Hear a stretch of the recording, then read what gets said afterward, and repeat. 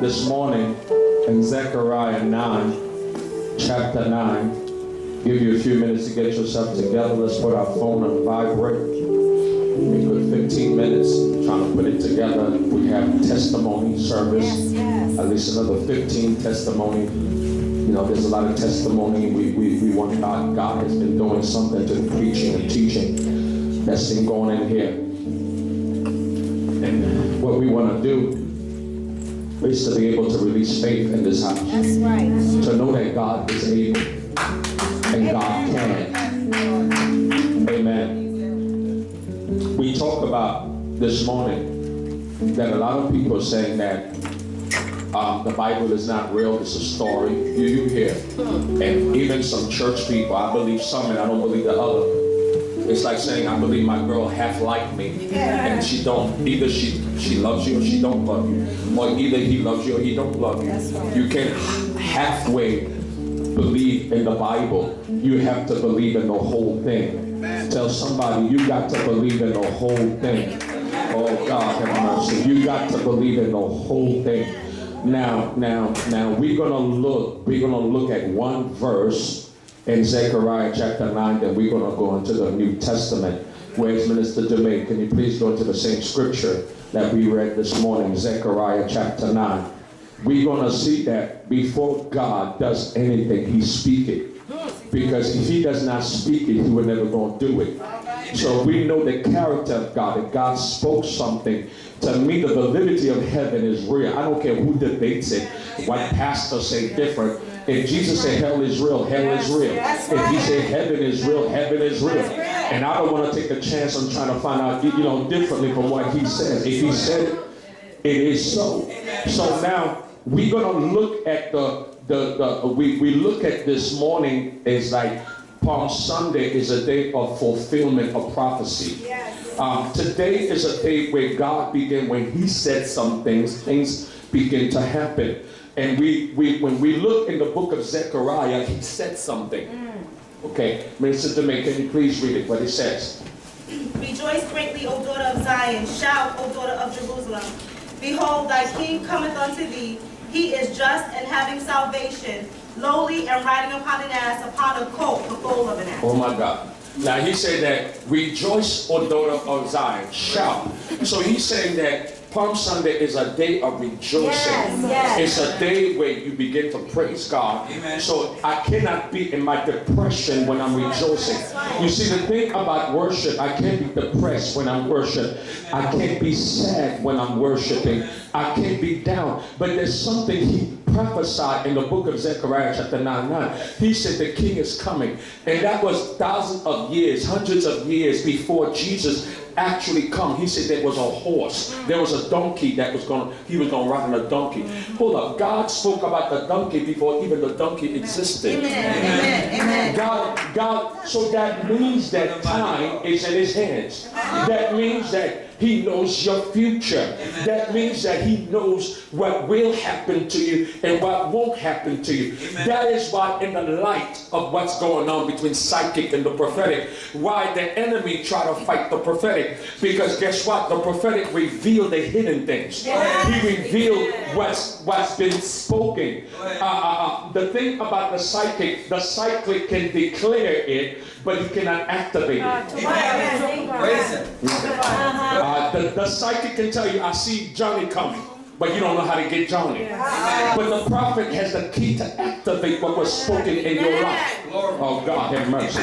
He has the power in his mouth to activate what was spoken, my God, over your life. So guess what happened here? There can be some prophetic word over your life that's been spoken and you don't even know about it yet. There's been some things that God has spoken over your life that you didn't even know.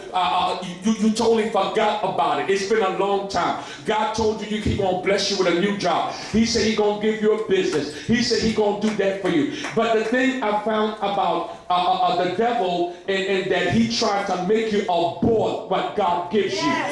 God have mercy. He trying to make you abort the word of prophecy through trials and tribulation and through situation, to contrary wind, things that don't even match what God tells you. And after a while in your mind, you begin to give up what God told you, and you begin to tell yourself it will never come to pass. God will never allow me to be married. I never have a kid. I never get that job. I never get that wife. I never get that, come on now, that man. So now time is the thing. You see, time is the thing that the enemy used against you for you to give up. God have mercy. But you got to understand that the enemy used time, but God is an eternity. Oh, God have mercy.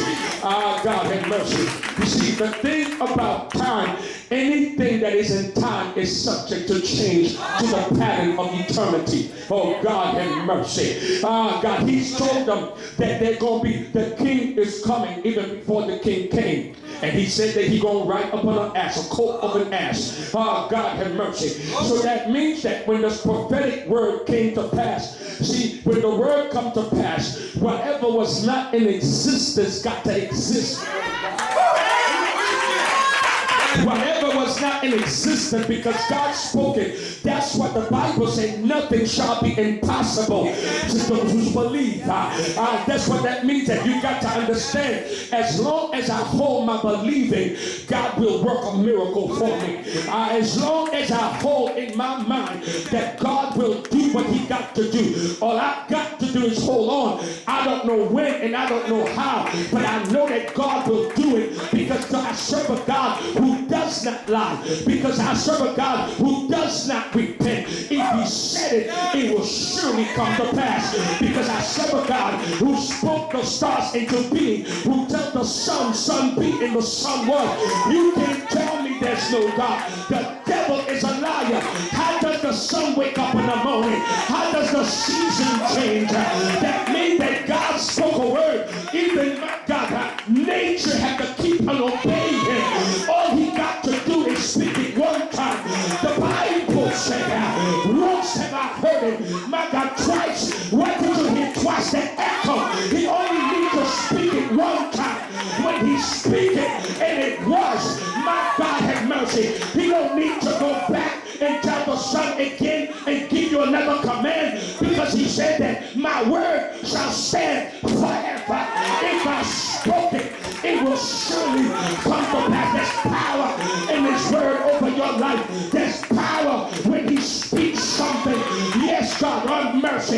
You see, the thing is, I can be weary. The Bible said in the book of Isaiah, he said the young man should worry. God, but guess what? You should renew your strength when you understand the power of your God. You shall fly like an eagle. You get your strength back and say, my God is able to do what he said he's going to do. Somebody slap somebody back and say, my God is true.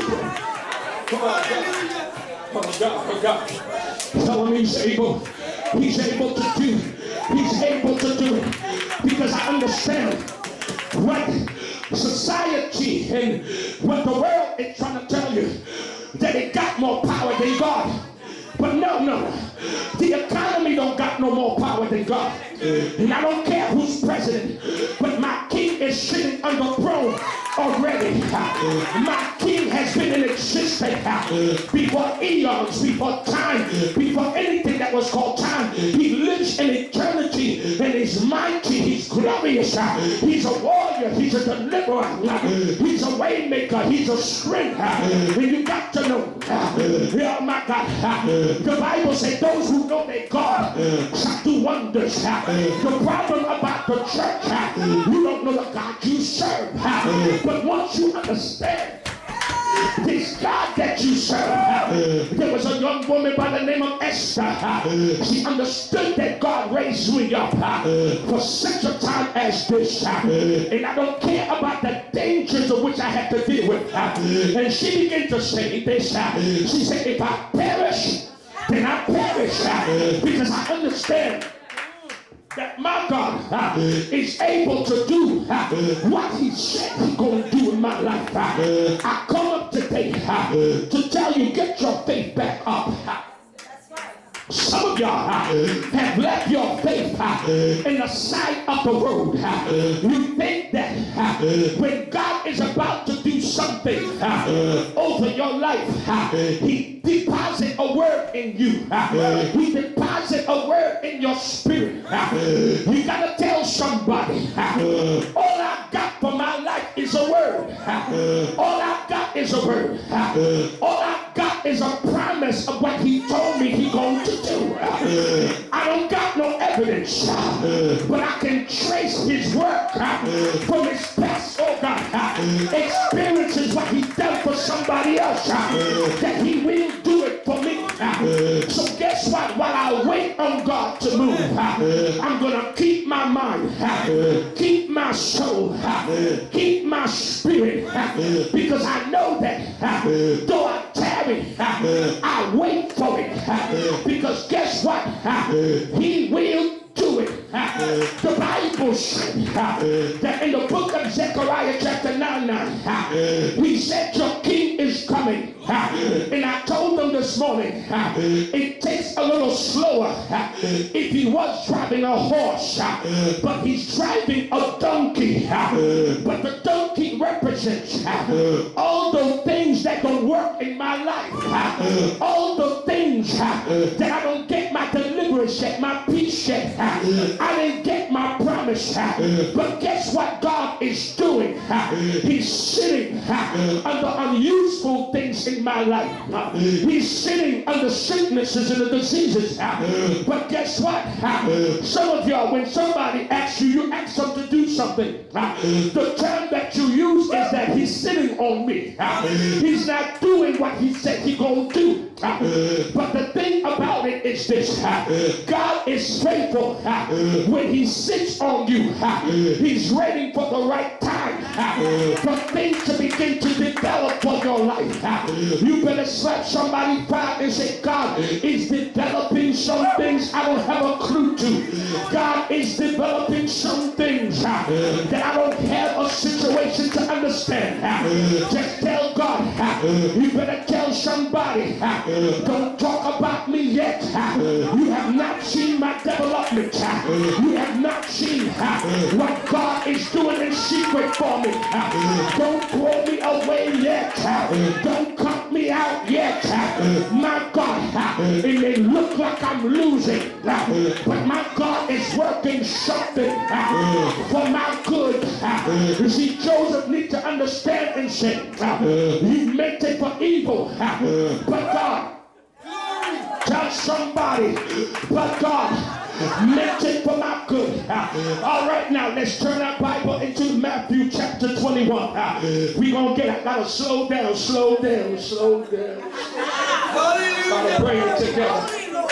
Gotta bring it together. I don't want to run all the way. I said 15 minutes, I got 10.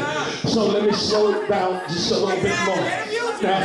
Now look at this, Matthew 21. Now he says this. He said it in Zechariah 9. But in Matthew 21, he said this. And when they drew nigh unto Jerusalem, and were come unto Bethpage, unto the Mount of Olives, then said Jesus to disciples, tell them now, I'm in a place of Bethpage in the Mount of Olives. Tell them my time has come. My time is come. My time is here. My time is here. Talk about my time. It's my time. It's my time now. It's my time. You gotta declare it. It's my time. I've been holed up for a while, but it's my time. Oh yeah, for my son. I've been tied up. I've been in bondage for a while, but it's my time. I can feel the music. Tell them it's my time. I've been caught up in a place, but it's my time. It's my time. It's my time. Somebody to say it's my time. It's my time. It's my time. Now look at this. He says, saying unto them, go into the village over against you, and straightway you shall find an ass tied. God. have mercy. In a coat with her. Loose them. Bring them to me. Praise him. Praise him. Better tell them, I may be unuseful, but I'm purpose for prophecy. I may have been tied up, but there's a prophecy in my bondage. There's a prophecy in the things I've been tied up in. There's a power that's still working in me. Because you have to understand, these coats was tied up for, my God, you thought they were tied up from the time they were born, but they were tied up 500 years ago. You preach it. They were tied up 500 years ago when he prophesied it in Zechariah chapter 9. There's a coat with an F that is tied up. But guess what? You've been tied up for a long time. But the word of the Lord has been released. He said, go and loose them. There's a loosing that's about to happen in your life. And you can tell your enemies, I may have been in bondage, but I can feel a loosing. But I feel a loosing in my soul. I may have been broke for a long time, but I feel my prosperity. I may have been sick for a long time, but I feel my healing. I may have no peace for a long time, but guess what? My peace has come. I may have been in oppression. I may have been, my God, in torment, but my joy is coming. You better tell somebody, weeping may endure for the night, but joy cometh in the morning. You better tell somebody, it's morning time. It's my time. It's my time to rise up. It's my time to be loose. And guess what? Whatever devil had you tied up, there's a prophetic word that's been released to loose. There's a prophetic word that's been released to let you go. I feel a release in here. I feel a letting go. I feel the breaking of bondage. I feel the breaking of the enemy. God is saying, lose them. Lose them and let them go. Lose them. Devil, you got to let them go. You put up a good fight, but I spoke it.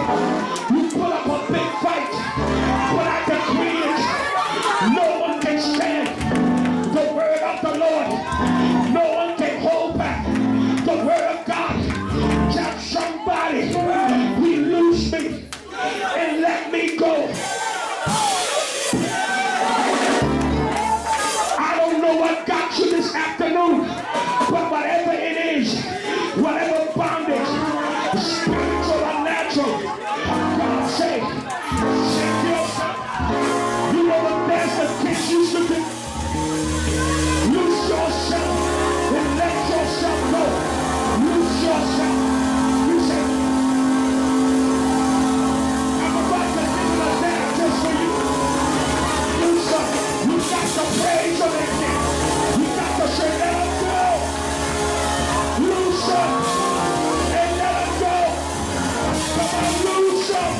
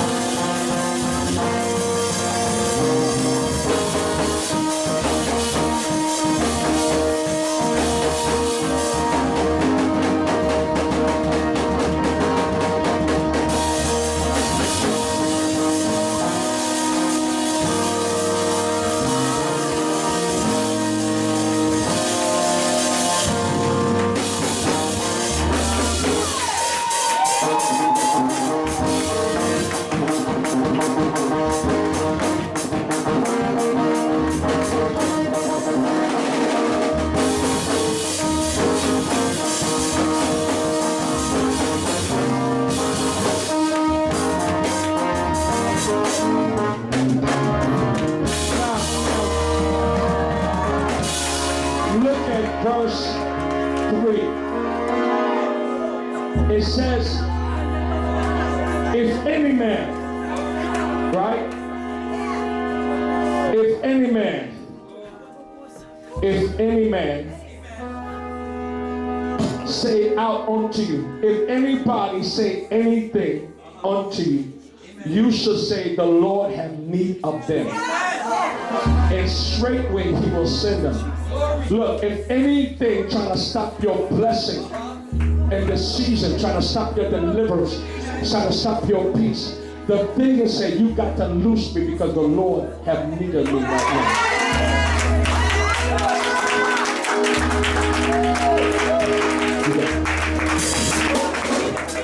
I know I may have issues. I know I may have problems, but he needs them. Why? Why does he need me with all my issues and with all my problems? And verse 4 said it, and all this was done that it might be fulfilled, which was spoken by the prophet, saying, tell ye the daughters of Zion, thy king cometh unto thee meek and sitting upon an ass, and a colt, the foal of an ass. And the disciple went and did as Jesus commanded them, and brought the ass and the colt, and put on them their clothes. Go ahead. Go ahead. I'm unuseful, but he's clothing me for graduation. He clothing me. He clothing me. I've been tied up. I've been tied up in my situation. I've been tied up in my problems, but he still chose me. He still picked me out.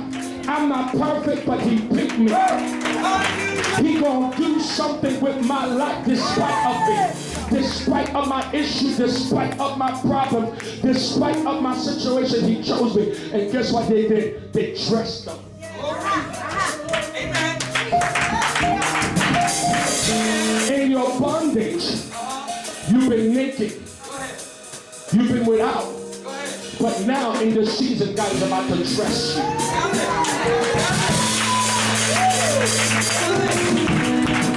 God is about to dress you. Now, when you look at the little colt, that's some of the people who had to suffer with you.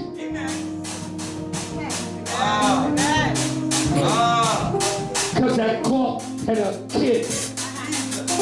Those can represent the people that was in bondage with you. When you come out, they come out. When you free, they free. When you get dressed, they get dressed. Listen. And they set him there on. Look. It was not a horse that gave the king, that the king sat on. But with all my issues, he sat on me. With all my problems, the kabod is still on me.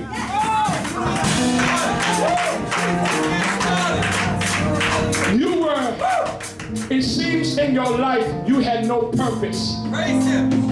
But it's not that you had no purpose, you were unique.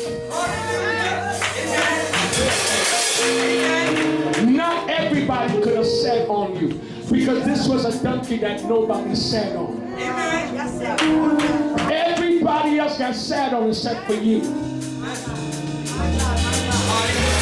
Not because you were no good, because you had a unique assignment. You feel rejected, but in your rejection, you didn't know you had a great assignment in your rejection. Some people had to leave you alone, because guess what? See, these donkeys was in a point untouchable. And not only was the donkey untouchable, but everything attached to the donkey was. It was not because you were cursed. It is because you were blessed.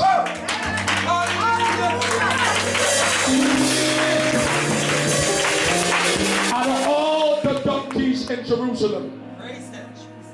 out of all the fold in Jerusalem, Hallelujah. they came and brought them into Jesus. Thank you. Thank you. The unuseful one, Hallelujah. the one that had no production, Thank you. you being bringing to the king. And Glory. guess what happened? He sat on them. Woo! Praise Him. He's worthy. Glory. And the multitudes that went before and that followed Christ saying, Hosanna be to the Son of David. Blessed is he that come in the name of the Lord. Hosanna went in the highest. And when he was coming to Jerusalem, all the city was moved saying, who is this? Look at this. One of the things that you didn't understand. While they were crying, Hosanna, guess who was being part of the victory? The unuseful things he sat on. Amen. Jesus is about to get the victory out of the unuseful things in your life. Thank you. Amen. Thank you. And he about to give you the glory because he sat on you. Thank you. And he gonna ride you unto the way of Jerusalem. And when they say Hosanna, guess who's there? You're there. What a mighty God. When they say praise it, be the one that come in the name of the Lord, guess who's there? You there. What a mighty God. I'm useful, but I got purpose. I'm useful, but I got prophecy over my life. I'm useful, but God is about to do. I've been tied up for a long time, but his hands was over my life. His anointing was over my life. His glory was over my life. The devil wants to make you think that because you were tied up, because you were in bondage, because you don't have certain things, that you are nothing. But God called me to tell you today that he put you there for a purposeful, and there's a reason that he put you there. But guess what? He about to ride upon you. He about to bring the triumphal victory. And guess what happened? There's going to be worship. There's going to be praise. Because guess what's going to happen? When people see what God has done for your life. Let me tell you something. There's about to be great miracles. When people see what God has done for you. When people see what God has delivered you from and set you free. There's going to be worship. What is God saying? That even Jesus couldn't go there alone. He needs you. He needed you. Because as fulfillment of prophecy, he could not go in there without you. You don't get it. You don't get it. Because of the fulfillment of prophecy, he had to free you. Because if he don't free you, he'd be a liar. If he walked to Jerusalem, he will not fulfill the prophecy. Now the Lord is saying, I gotta free you. I gotta free your mind. I gotta free your soul. I gotta free your spirit. Because when I walk, I gotta walk with you into Jerusalem. When I walk, I gotta walk with you in Jerusalem. When I walk, it got to be you there in Jerusalem. I can't walk in Jerusalem by myself. So I need to free you. I need to let you go. They got to let you go. They got to loose you because I need them. Oh, I've been going through, but I got purpose. I'm still anointed. I still got power over my life. There's nothing wrong with me. I got a unique assignment. Tell somebody I got a unique assignment. Don't laugh at me. I got a unique assignment. God is still going to do it over my life. God is still going to bless me. There's still power over my life.